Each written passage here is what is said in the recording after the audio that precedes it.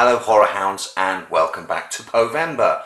Last video we looked at Stuart Gordon's take on The Pit and the Pendulum from 1991 with Lance Henriksen, and that has been a firm nostalgia favourite of mine for years and years and years.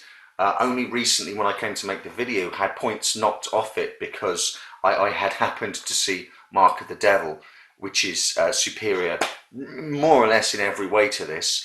Thank God for poor old 90s Pit and the Pendulum that I hadn't seen the Roger Corman Vincent Price version before I saw it and reviewed that. To my shame, like the idiot that I am, I had never seen this Pit and the Pendulum that we're going to talk about now. So the 90s version breathes a massive sigh of relief. Otherwise I'd have just knocked off even more points, I think, because this is stupendous.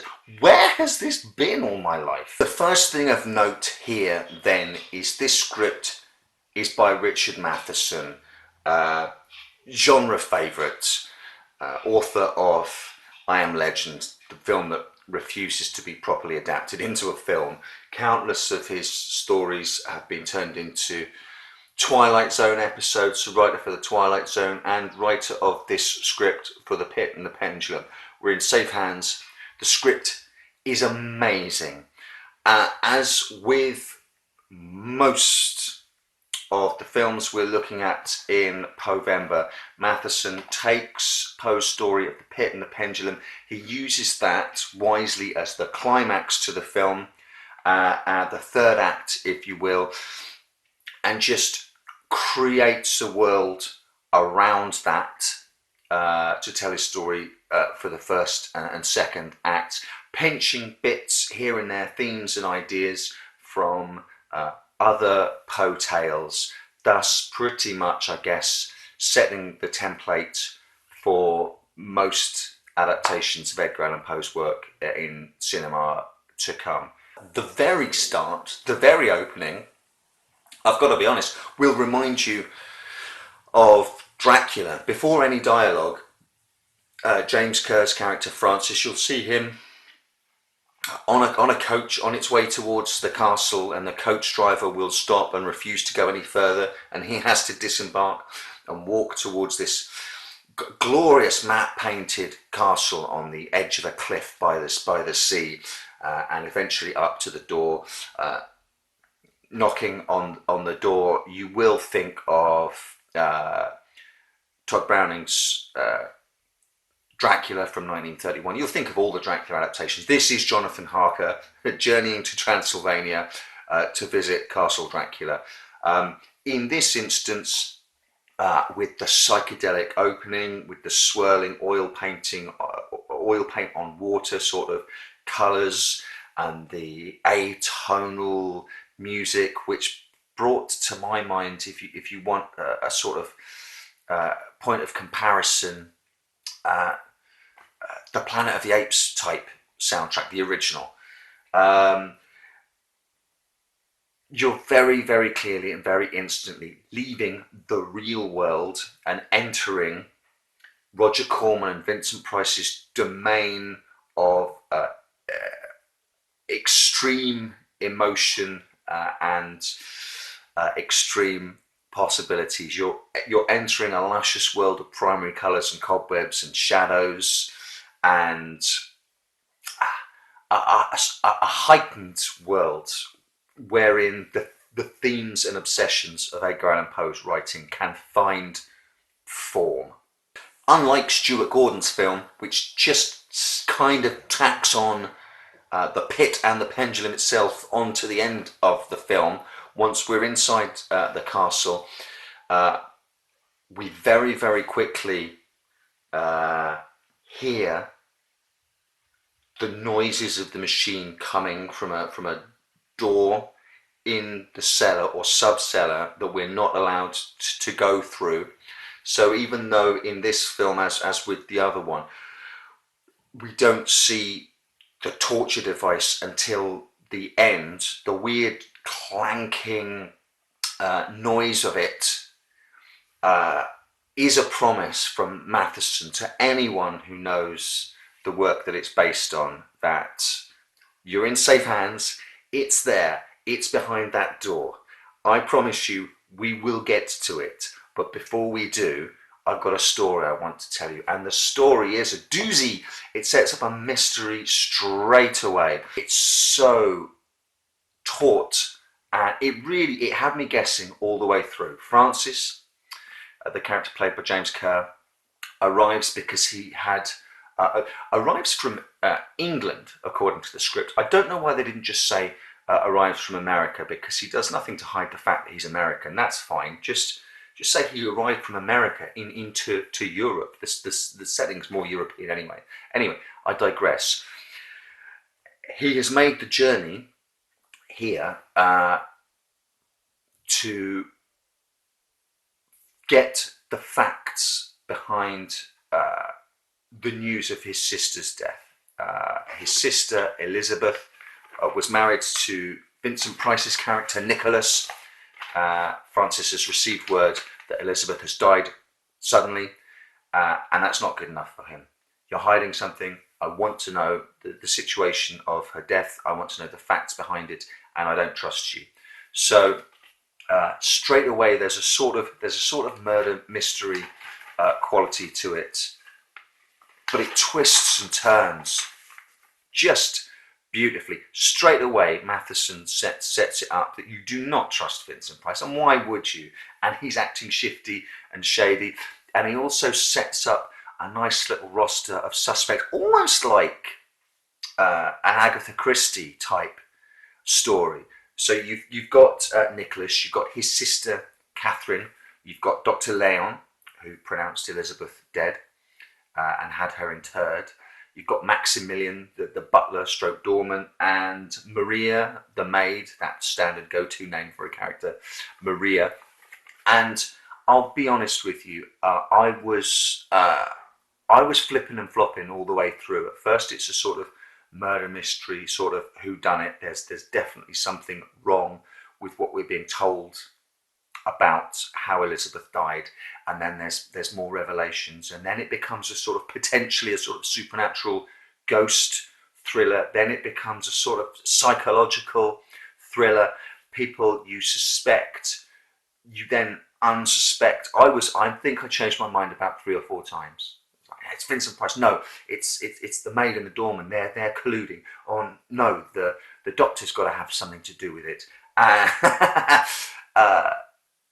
And it keeps you on your toes. It keeps you so entertained. It's just it's so light on its feet, this script, that there's really nothing to stop it moving towards the inevitable, the promise that Matheson sets up at the start of the inevitable torture device. You just don't know the first time you see it how you're going to get there.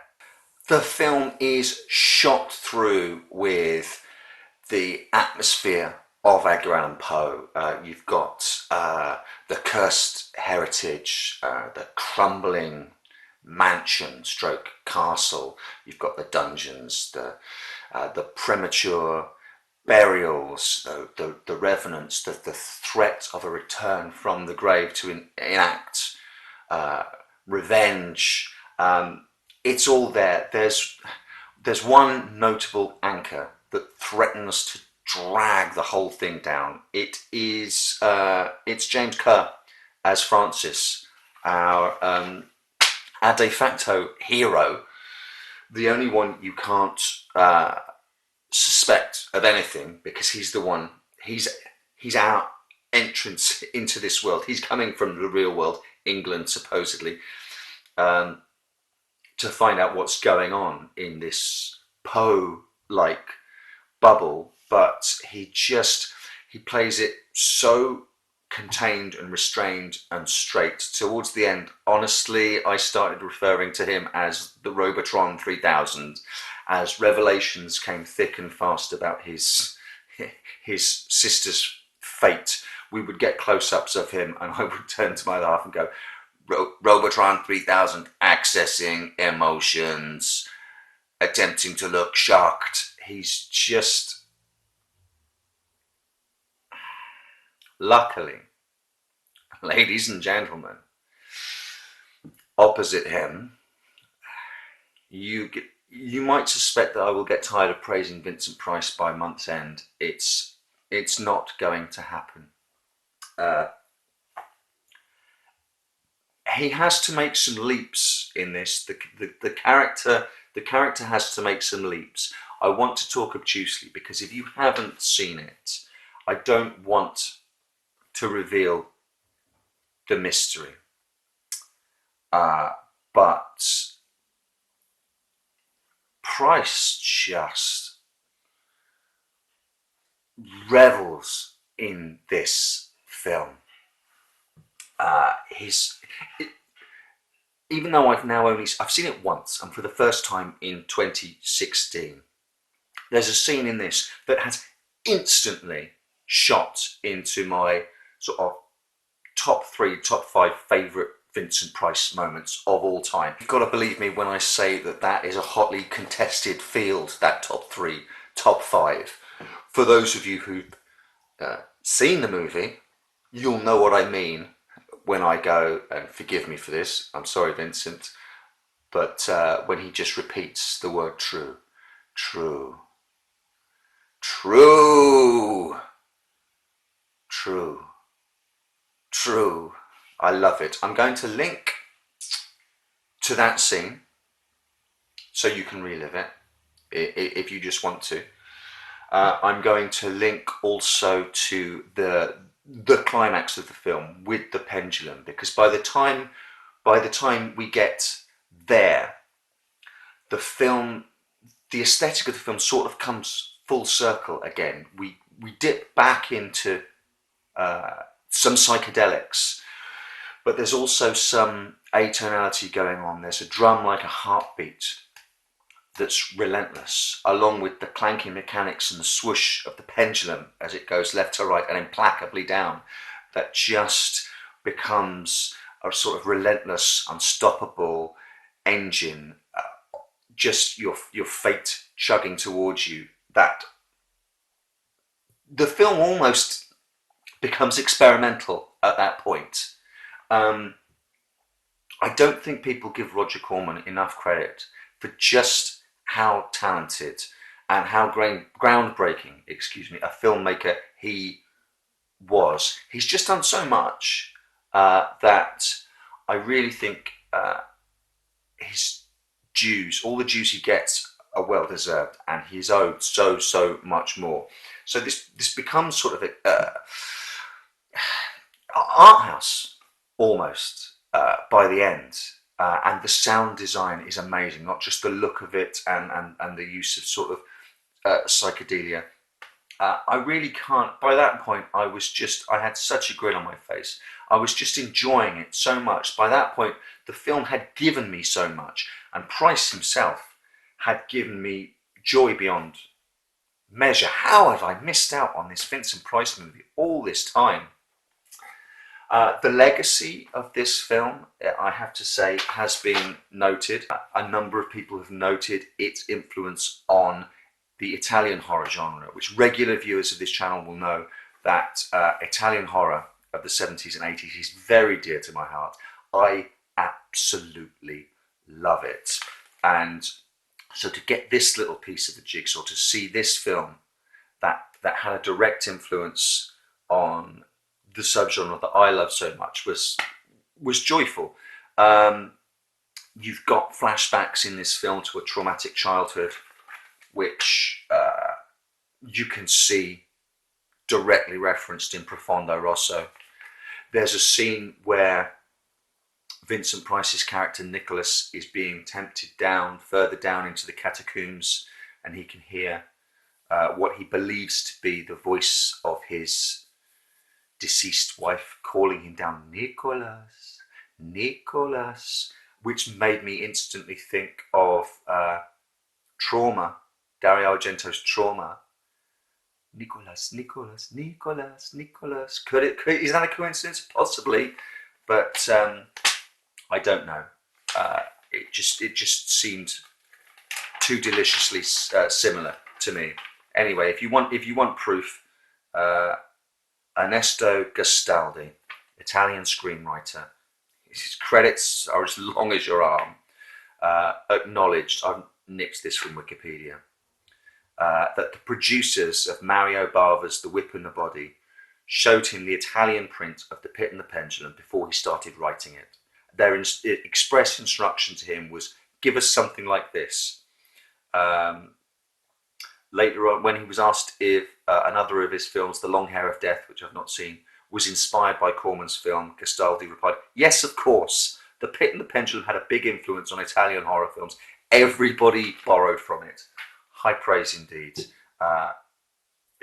That's just the icing on the cake. The film in and of itself is wonderful.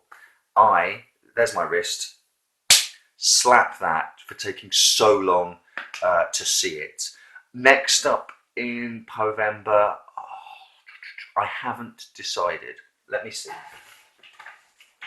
Let me see what we've got. I'm